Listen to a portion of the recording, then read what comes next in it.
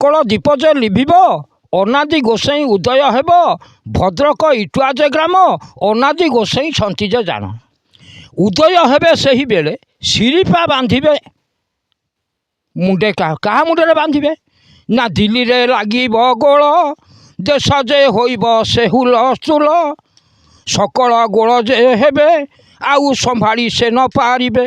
କହିଲା ପରୀକ୍ଷା ହୋଇବ ପାର ପାପ ପୁଣ୍ୟ ଯେ ହୋଇବ ବିଚାର କେତେ ସେ ହୋଇବେ ସେ ନଷ୍ଟ ଭଷ୍ଟ କେତେ ଯେ ପାଉନଥିବେଟି କଷ୍ଟ।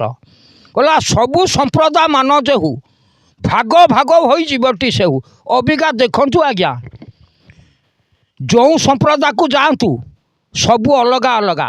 ସିଏ କହିଲେ ମୁଁ ବଡ଼ ଇଏ କହିଲେ ମୁଁ ବଡ଼। ଏ ବାପା ତାହେଲେ ସାନ କିଏ ହେବ? ସମସ୍ତେ ତ କହିବେ ଆମେ ବଡ଼ ତାହେଲେ ସାନ ହିଁ ରହିବ କିଏ?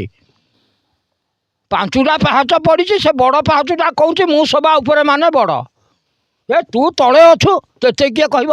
ନାଇଁ ସବୁଠୁ ତଳ ପାହାଚଟି ବଡ଼। କାହିଁକି ନା ସମସ୍ତେ ପାଦ ଦେଲେ ଆଗ ତଳ ପାହାଚରେ ପାଦ ଦେଇ ଉଠନ୍ତି। କିଏ ହଠାତ୍ ଉଠିଲାଇଁ କି ଉପରେ ପାହାଚକୁ? ଯିଏ ତଳ ପାହାଚରେ ସକଳ ପାଦ ପଇଲେ ସେ ତଳ ପାହାଚଟି ହେଉଛି ବଡ଼। ତେଣୁ ନିଚ ହେବାକୁ ଚେଷ୍ଟା କରନ୍ତୁ।